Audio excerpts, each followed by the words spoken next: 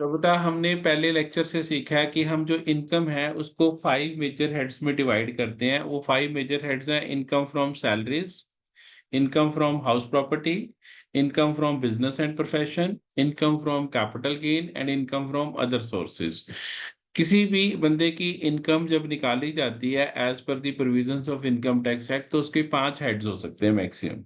तो हमने सबसे पहला जो हेड शुरू करा है वह इनकम फ्रॉम हाउस प्रॉपर्टी शुरू करा है। और हमने कल सीखा था कि ये स्कोप चार्जेबिलिटी का मतलब होता है कि कौन कौन सी इनकम्स हैं which are liable to be taxed in this particular head. कौन कौन सी इनकम्स हैं जो इस पर्टिकुलर हेड में टैक्सेबल होंगी। तो वो जब हम इसको देखते हैं तो वो ये है कि rental income is taxable under the head income from house property if the following 3 conditions are satisfied. क्या कंडीशन थी? There is income from building, building से इनकम होनी चाहिए, बिल्डिंग में भी रेजिडेंशियल, कमर्शियल और इंडस्ट्रियल। और लैंड पार्टन, लैंड पार्टन का मतलब होता है land attach to the building, जैसे गैरेज हो गया, अनेक्सी होगी, पाथवे हो गया, सबवे हो गया, अप्रोच रोड होगी। लेकिन अगर income from vacant piece of land है, कल्ली जमीन है, जमीन के पीछे बिल्डिंग नहीं है, तो it is taxable under income from other sources. SSC should be the owner, owner होना चाहिए एसएससी। अगर ओनर नहीं है, आप ही टेनेंट है, टेनेंट भी आगे किराए पे दे सकता है ना बेटा, तो टेनेंट ने आगे किराए पे दिया है तो वो इनकम जो है वो फिर इस पे नहीं आएगी हाउस प्रॉपर्टी में, वो अदर सोर्सेज में चली जाती है। Sub letting income is taxable under the head income from other sources. ये हमने लिख दिए हैं, ये इसलिए लिख दिए हैं कि आपको याद रहे, कि कहीं दिक्कत ना हो जाए, कि ये वाली चीजें हमने आपको पहले ही बता दी हैं। ये जब अदर सोर्सेज करेंगे वहां पर आपको याद आ जाएंगे कि ये सर ने हमें पहले ही इन्फॉर्म कर दिया। He should not use his own building for the purpose of his own business or profession. अपनी बिल्डिंग अपने बिजनेस एंड प्रोफेशन के लिए यूज नहीं करनी। अगर मैं अपने बिजनेस एंड प्रोफेशन के लिए यूज करूंगा तो फिर then it is not going to be taxable under this head. अपनी बिल्डिंग में अपना बिजनेस प्रोफेशन नहीं करना, आप रहना है वो अलाउड है। उसको, जिसमें मैं अपने घर में रहता हूं उसको मैं कहता हूं सेल्फ ऑक्युपाइड हाउस। जो मैं दूसरे को किराए पर दे देता हूं उसको मैं कहता हूं लेट आउट हाउस। दोनों तरह के हाउसेस, चाहे वो सेल्फ ऑक्युपाइड है चाहे वो लेट आउट है, दोनों तरह के हाउसेस जो हमारे हैं they are taxable under this house property. और अगर इनकम फ्रॉम हाउस प्रॉपर्टी निकालनी है तो आप स्क्रीन पे देख रहे हैं, बड़ा क्लियर आपको ये नजर आ रहा है कि हमने फॉर्मेट बना रखा है। ये कैसे निकालना है बेटा, ये फॉर्मेट है, this the fixed format for computing income from house property. लेकिन एक चीज का हमेशा ध्यान रखना है, मैंने आपको पहले भी बताया कि मैं इनकम प्रीवियस ईयर की निकाल रहा हूं। I am calculating income for my previous year. और प्रीवियस ईयर तो आप सभी जानते हैं मेरा क्या है। मैं 1 अप्रैल 2023 से लेकर 31 मार्च 2024 के बीच में बात कर रहा हूं। इसका रेंट लेना है, इसी पीरियड की सारी कैलकुलेशन है, इसी पीरियड के अंदर काम करना है। तो ये सारे जो भी हम कैलकुलेशन वर्क करेंगे इसी पीरियड का ही करेंगे, इससे पहले का भी नहीं करना। सारे हेड्स में ये कॉमन रहेगा प्रीवियस ईयर्स। तो सबसे पहले जो लेट आउट हाउस है, लेट आउट हाउस के लिए हम जीएवी निकालेंगे। जीएवी निकालने का भी मैंने फार्मूला नहीं बताया, सिर्फ मैं फॉर्मेट सिखा रहा हूँ। GAV stands for gross annual value.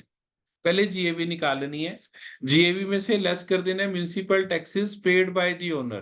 Paid होने चाहिए पहली कंडीशन, और दूसरी पेड बाय ओनर होनी चाहिए। अगर पेड बाय टेनेंट है फिर डिडक्शन नहीं मिलेगी, अगर पेड बाय टेनेंट है तो डिडक्शन नहीं मिलेगी। It should must be paid by the owner होना चाहिए।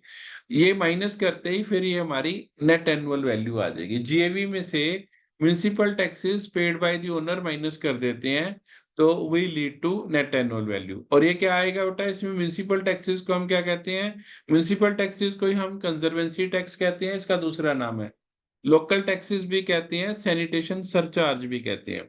Taxes levied by state government कहीं नहीं आने। अगर आपको उसने लिखा है ना taxes levied by the state government है, तो आपने उसको इग्नोर कर देना है। Only and only taxes paid by the owner लेने हैं। ये एनएवी माइनस कर दी, फिर हमारे पास आ जाएगी लेस डिडक्शंस अंडर सेक्शन 24। ये दो डिडक्शन देनी है। एक स्टैंडर्ड डिडक्शन है, फिक्स्ड है 30% ऑफ एनएवी। जितना एनएवी आई, सपोज करो एनएवी आई 20,000, तो 20,000 एनएवी आ गई, 20,000 का 30% अपनी तरफ से ही देनी है। याद करना है ये फॉर्मेट मुझे, ये लेट आउट हाउस का फॉर्मेट याद कर लेना है। 20,000 आ गया तो 20,000 का 30%। कितना बना हम सभी जानते हैं 6,000 रुपये, ये माइनस हो जाएगा। दूसरी डिडक्शन है interest on loan taken for construction, repair, renovation और परचेज ऑफ द बिल्डिंग। तो ये परचेज ऑफ द बिल्डिंग के लिए, इसी के लिए लिया होना चाहिए। इसके अलावा किसी और पर्पस के लिए लोन ले लिया, बिल्डिंग गिरवी रख के मैंने बिजनेस के लिए लोन ले लिया, नहीं मिलेगी डिडक्शन। बिल्डिंग गिरवी रख के मैंने लड़की की शादी के लिए लोन ले लिया, नहीं मिलेगी डिडक्शन। लड़के की शादी के लिए लोन ले लिया, डिडक्शन नहीं। बिल्डिंग गिरवी रख के मैंने और बिल्डिंग बनानी है, उस बिल्डिंग की डिडक्शन नहीं मिलेगी।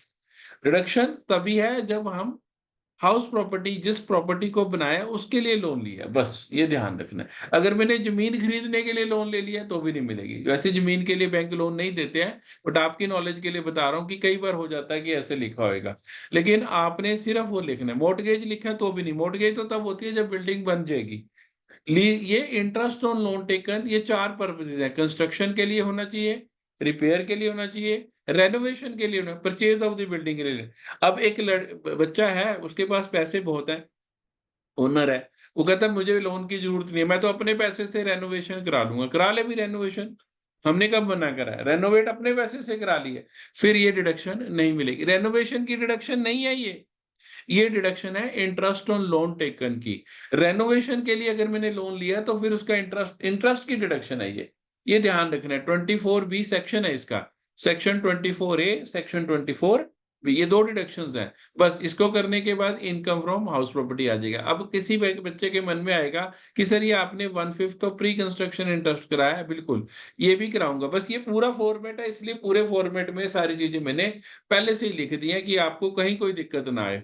अच्छा, इसमें जो ड्यू बेसिस पर है, ड्यू बेसिस का मतलब होता है हमारे प्रीवियस ईयर की होनी चाहिए। प्रीवियस ईयर है 23-24, 23-24 का इंटरेस्ट होना चाहिए, वेदर पेड और नॉट पेड। सपोज करो 2-4 हजार रुपये पर मंथ इंटरेस्ट है, तो 10 महीने का पे कर दिया, 40,000 मेरा पेड है और 2 मंथ्स का 8,000 आउटस्टैंडिंग है। तो यहाँ पर जो डिडक्शन मिलेगी 48,000 की मिलेगी पूरे की। अगर ये पॉजिटिव आएगा तो इनकम है, अगर ये नेगेटिव आएगा तो लॉस है। अब ये 54 माइनस हो गया, 34,000 नेगेटिव आ रहा है, तो 34,000 loss from sale let out house माना जाएगा। ये हमारा फुल प्रोसीजर है इनकम कंप्यूट करने का, इसके अलावा कोई प्रोसीजर नहीं है। ये लेट आउट हाउस की इनकम निकालने का तरीका है, ये मैंने पहले ही बता दिया आपको कि ये फॉर्मेट है। ये फॉर्मेट का हम याद कर लेंगे, लिख कर 2 बार याद कर लेना इसे।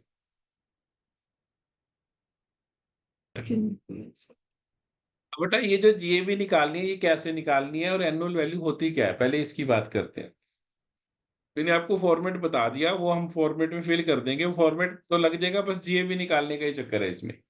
तो जीएबी निकालनी कैसे है, पहले एनुअल वैल्यू की मतलब, it is a sum for which building is expected to be let out. Real में लेट आउट नहीं हुई, अमाउंट नहीं चाहिए मुझे, कितने में लेट आउट हो सकती थी, क्योंकि हमारे लोग सही नहीं है, बताते नहीं है सही।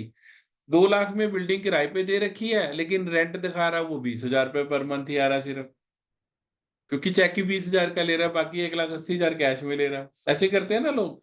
तो बिल्डिंग एक्ट ने भी बड़ी स्कीम से चला कि मैं आपको अपना बताऊंगा, तो इसने 2 केसेस बताए हैं बेटा, मेजर 2 केसेस। एक है where rent control act is applicable, और दूसरा है where rent control act is not applicable. अब मुझे किसी सिटी पे रेंट कंट्रोल एक्ट लगता है, किसी सिटी पे रेंट कंट्रोल एक्ट नहीं लगता, मुझे कैसे पता लगेगा? मुझे उसका कोई लेना देना नहीं है। मुझे क्वेश्चन देखते ही पता लग जाना है कि इस पे रेंट कंट्रोल एक्ट लगता है, इस पे रेंट कंट्रोल एक्ट नहीं लगता। मैं आपको बताता हूँ वो कैसे आएगा, मैं आपको क्लियर करके बताता हूँ। 2 केसेस है बेटा, जहां पर स्टैंडर्ड रेंट नहीं गिवन वहां अलग केस है, जहां स्टैंडर्ड रेंट गिवन है वहां अलग केस है। मैं बता रहा हूँ। पहला है एमआरवी। एमआरवी होता है बेटा म्यूनिसिपल रेंटल वैल्यू, और एफआरवी, अभी हम ऐसे ही लिख लेते हैं, एमआरवी और एफआरवी और एक्चुअल रेंट, इन तीनों में से विच एवर इज हायर।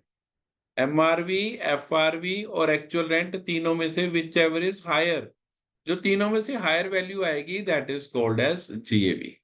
मैं इसको करके दिखाता हूँ। सपोज करो एमआरवी है 1,80,000, एफआरवी है 190, एफआरवी इज 190, एक्चुअल रेंट है 185। इन तीनों में से विच एवर इज हायर, तो इन तीनों में से हायर क्या है? इन तीनों में से हायर तो 190 है, तो 190 will be taken as GAV. अगर ये 280 हो जाए तो हमारा ये जीएबी बदल देगी, ये जीएबी हो जाएगी 2,80,000। अगर ये 285 हो जाए तो हमारी जीएबी फिर बदल जाएगी, ये 285 जो हायर है। इन तीनों में से कंपैरिजन करना है, एमआरवी, एफआरवी और एक्चुअल रेंट, तीनों में से विच एवर इज हायर। वो बता रहा हूँ बेटा। एमआरवी होता है म्यूनिसिपल रेंटल वैल्यू, जैसे हम चंडीगढ़ में रहते हैं तो एमआरवी होती है, म्यूनिसिपल कमेटी है चंडीगढ़ की, तो वो रेट फिक्स कर देती है कि 8,000 रुपये पर स्क्वेयर फीट रेंट है। मेरे पास 100 स्क्वेयर फीट रेंट है तो ये 80,000 हो जाएगा, 8 लाख हो जाएगा, सॉरी, पूरे साल का। 8,000 रुपये 1 स्क्वेयर फीट का रेंट है, एक पूरे साल का। तो 100 का कितना होगा, 1,000 है तो 1,000 से वो पर स्क्वेयर फीट में दे देता है या पर स्क्वेयर यार्ड में दे देता है, वो हमने देख लिया। एमआरवी is rent fixed by the municipal corporation. अगर मोहाली में रहते हैं तो म्यूनिसिपल कॉर्पोरेशन मोहाली लगेगी, शिमला रहते हैं तो म्यूनिसिपल कॉर्पोरेशन शिमला लगेगी, दिल्ली में रहते हैं तो म्यूनिसिपल कॉर्पोरेशन दिल्ली लगेगी। तो MRV is given by the municipal committee. FRV होता है जो हमारा सराउंडिंग में रेंट चल रहा है, मार्केट रेंट कह सकते हैं, जो मेरे अड़ोसी पड़ोसी चार्ज कर। मेरी कल्ले की बिल्डिंग तो है नहीं, कोठी अपनी कल्ली तो है नहीं, साथ में और भी तो कोठियां हैं, तो जो साथ में आस पड़ोस में जो रेंट चल रहा है, एवरेज रेंट जो जनरली चल रहा है, जैसे चंडीगढ़ की बात करें तो 2 रूम बेड्स, 2 BHK लेना हो तो 20-25-35 हजार में मिल जाता है, बढ़िया। तो वो हमारा FRV है, fair rental value. Fair rental value is the rent which is charge by the locality. तो 20,000 रुपये हम लगा लेते हैं इंटू 12, 30 लगा लेते हैं, 30 × 12, ये हो गया 3,60,000। फिर एक्चुअल रेंट, एक्चुअल रेंट जो मैं अपने टेनेंट से सचमुच में ले रहा हूं, मैं ले रहा हूँ 40,000 रुपये पर मंथ। 40,000 × 12, 480। तो ये तो अब तीनों में से विच एवरेज हायर कहता है, हायर ले लो, हमें क्या दिक्कत है, इट इज 8 लाख। तो जहां पर ये रेंट कंट्रोल एक्ट नहीं लगा तो ये 3 लगते हैं। रेंट कंट्रोल एक्ट लगे की पहचान होती है कि वहां स्टैंडर्ड रेंट गिवन होएगा। तो जहां पर स्टैंडर्ड रेंट नहीं गिवन वहां पर ये लगाना एमआरवी और एफआरवी और एक्चुअल रेंट विच एवरेज हायर। तो जहां कहीं पर भी रेंट कंट्रोल एक्ट नहीं लगता वहां पर हम ये वाले रूल्स लगा दे देते हैं, इसमें कोई दिक्कत नहीं है। इसमें आप सभी समझते हैं कि ये इजीएस्ट वे है टू डू द थिंग। अब बेटा दूसरा केस जहां पर रेंट कंट्रोल एक्ट होता है वहां पर स्टैंडर्ड रेंट गिवन होता है। स्टैंडर्ड रेंट, इसको एसआर से रिप्रेजेंट करूंगा। स्टैंडर्ड रेंट होता है, it is a rent which is given by the rent control act. Rent control act ने ये रेंट दिया होता है, इसलिए जहां पर रेंट कंट्रोल एक्ट लगा होगा मुझे सोचने की जरूरत ही नहीं है। जहां स्टैंडर्ड रेंट गिवन है वहां रेंट कंट्रोल एक्ट एप्लीकेबल है, जहां स्टैंडर्ड रेंट नहीं गिवन वहां rent control act is not applicable.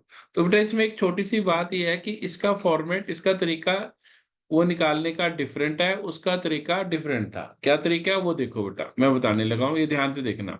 Ignore the standard rent and take the highest among others. MRV और एफआरवी इन दोनों में से हायर लेना है, ये पक्का याद रख लो। एमआरवी और एफआरवी में से विच एवर इज हायर ले लेना है।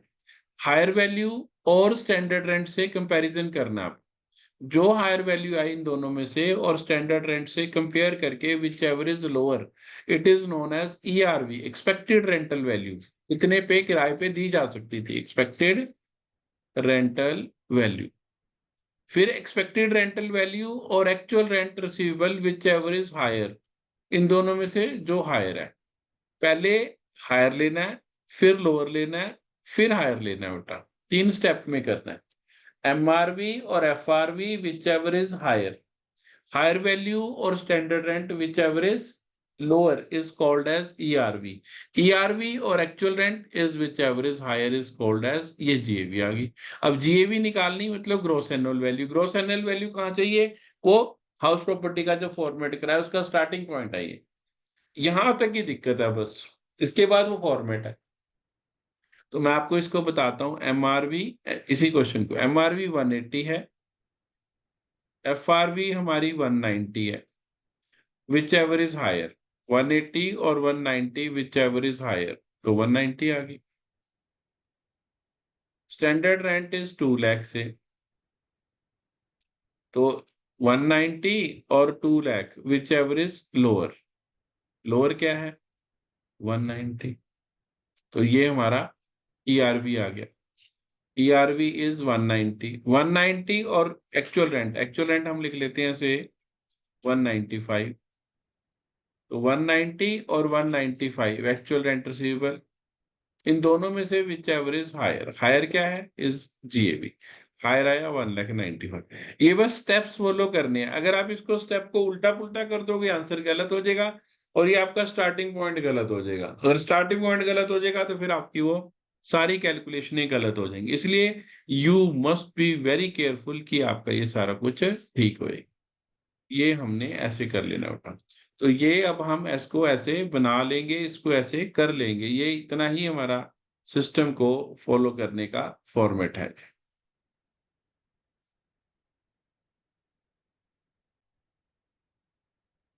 अब बेटा ये दो केसेस आपको देखो स्क्रीन पे जो थे अब समझ आएंगे। एक है where rent control act is not applicable, जहां रेंट कंट्रोल एक्ट एप्लीकेबल है वहां स्टैंडर्ड रेंट नॉट गिवन होता है। तो MRV और FRV और actual rent is whichever is higher is called GAV, is higher. Higher हो जो तीनों में से हायर है इज कॉल्ड GAV, जो इन तीनों में से हायर होएगा, MRV, FRV और actual rent whichever is higher is called as GAV। Where rent control act is applicable तो दो स्टेप लगाते हैं, MRV और FRV whichever is higher subject to maximum of standard rent, it is called as ERV, expected rental value. Then ERV और actual rent whichever is higher is called as GAV। ये बेटा जो ये नीचे वाला case है ना, ये दिल्ली हाई कोर्ट का फैसला है, सुप्रीम कोर्ट का फैसला है दिल्ली से। तो ये सुप्रीम कोर्ट ने हमें रूल दिए हैं, तो उसके अकॉर्डिंगली हमने बनाया। उसने कहा ignore standard rent, take the highest among the other rents, then the highest value can not exceed the standard rent, that is called as ERV। ERV और actual rent whichever is higher will be taken. अब बेटा ये तो हमने निकाल लिया, GAV निकालने के बेसिकली दो केसेस हैं। तो अभी हमारे पास दो मेजर केसेस थे। अब लेट आउट हाउस में GAV निकालनी है तो 5 केसेस बन सकते हैं टोटल। ये GAV निकालने में ही थोड़ी सी दिक्कत होती है, इसमें ही हमें कोई प्रॉब्लम्स फेस करनी पड़ेंगी। अब बेटा ये लेट आउट हाउस में GAV निकाल रही हैं, उसके 5 डिफरेंट केसेस हैं, determination of annual value in different cases. कैसे 5 होते हैं बेटा, GAV निकालनी इन्हीं फार्मूलों से है, इनमें ही थोड़ी थोड़ी चेंज करके कैसे करनी है वो बताता हूँ। हाउस वन है, केस वन है, house property is let out and there is no vacancy, no unrealised rent. ये भी हो सकता है कि हमारे प्रीवियस ईयर में 2 महीने मकान खाली रहा हो सकता है ना, 23-24 में 1 महीना मकान खाली रहा या 2 महीने मकान खाली रहा, उसको कहते हैं वैकेंसी है।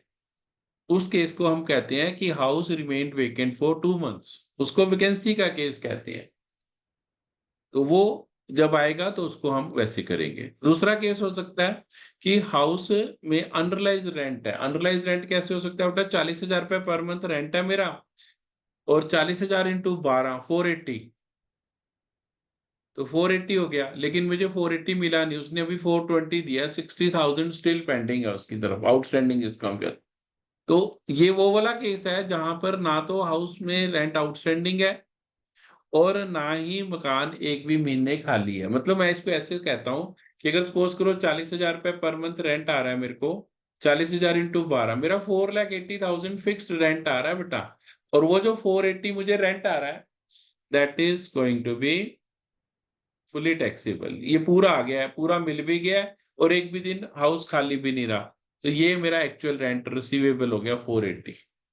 इसको एक्चुअल रेंट भी कह सकता हूँ, एक्चुअल रेंट रिसीवेबल भी कह सकता हूँ, क्योंकि यही मिला है, यही रिसीवेबल था।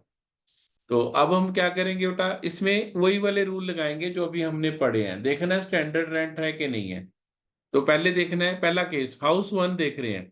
हाउस वन में आप देख पा रहे हैं कि स्टैंडर्ड रेंट नहीं है, standard rent is not applicable. तो MRV यानी म्यूनिसिपल रेंटल वैल्यू, FRV और एक्चुअल रेंट, तीनों में से विच एवर इज हायर। तो हायर क्या है दिख रहा है, 20, 24 और 18 में से हायर क्या है, 24,000। तो 24,000 will be taken as GAV। ये आंसर लिखा है मैंने रेड में, GAV आ गई। दूसरा केस हाउस टू आ गया, इसमें स्टैंडर्ड रेंट है, यही देखना है। अगर स्टैंडर्ड रेंट है तो फिर वो करेंगे MRV और FRV whichever is higher. Higher क्या था, आ गया 25,000, 25,000 और standard rent whichever is lower 26,000, whichever is lower is 25,000। आप इसको रखो ही, लिखो ही ऐसे जैसे मैंने लिखे हैं। पहले नंबर पे एमआरवी, दूसरे नंबर पे एफआरवी, तीसरे नंबर पे स्टैंडर्ड रेंट। अपना रफ में लिखो ही ऐसे, तो आपका गड़बड़ नहीं होता फिर। एमआरवी और एफआरवी हायर लेना है। हायर वैल्यू आ गई 25,000। 25 और 26 विच एवर इज लोअर, 25 आ गया। 25 और 36 विच एवर इज हायर, दोनों में से। तो हायर क्या है? 36,000। तो जीएवी आ गई 36,000। क्लियर, बिल्कुल क्लियर। वैसा ही फॉर्मेट। अब ये बाकी केसेस जो हैं, ये आपने करने हैं, मैं आपको भेज दूंगा ये। You have to do it yourself. नीचे आंसर दिया हुआ रेड में। तो ये तो कोई मुश्किल काम नहीं है, ये तो बिल्कुल। अब बेटा दूसरा केस, ये हमने पहला केस तो कर लिया। Now will be moving to the second case. Second case क्या कहता है जी हमें, कि अब हमने क्या करना है कि हाउस, ये केस 1 हो गया। केस 2 क्या है कि मकान हमने पूरे साल के लिए किराए पर दिया है, लेकिन 2 महीने का या कुछ portion of the rent is not collected. उसको हम कहते हैं अनरिलाइज रेंट। जैसे बैड डेट्स होते हैं ना, जब डेटर पेमेंट नहीं करता तो हम उसको क्या कह देते हैं? Bad debts. जब मेरा टेनेंट रेंट नहीं पे करता तो मैं उसको कह देता हूँ अनरिलाइज रेंट। इसका बड़ा सिंपल सा तरीका है बेटा। पहले एक्चुअल रेंट रिसीवेबल में से ये माइनस कर लो, unrealise rent, and then compare as usual. ARR, ARR होता है एक्चुअल रेंट रिसीवेबल। मैंने ऊपर लिखा है, देखो आप देख रहे हैं स्क्रीन पे। एआरआर में से अनरिलाइज रेंट डिडक्ट कर लो and then compare as before, जैसे हम पहले कर रहे थे। ये केस 2 है, जहां पर ऐसा हो सकता है ना। देखो एक्ट ने तो सारा कुछ सोच के देना है। 4-5 केसेस तो वैसे ही बन जाते हैं। एक में अनरिलाइज रेंट है, एक में वैकेंसी है, एक में दोनों भी हो सकते हैं। तो ऐसे एक में कोई भी नहीं है, तो 4 केस तो वैसे ही बन गए। तो पहला था जिसमें कुछ नहीं था, दूसरा आ गया जिसमें अनरिलाइज रेंट आ गया। तो जब अनरिलाइज रेंट आ गया, तो अब पहले एक्चुअल रेंट रिसीवेबल में से अनरिलाइज रेंट माइनस कर लेना है। तो जब आपने ये माइनस कर लेना है, फिर उसको कंपेयर करना है। तो देखो अब ये पहला ही केस आपकी स्क्रीन पे जो है, देखें फटाफट से। हम ये करते हैं, 2 केसेस में आपको कराने लगा हूं। पहला कराऊंगा और शायद फोर्थ कराऊंगा। तो एमआरवी और एफआरवी, इन दोनों में से हायर ले लेना है। तो इन दोनों में से हायर 68,000 आ गया, इधर लिख लेता हूँ।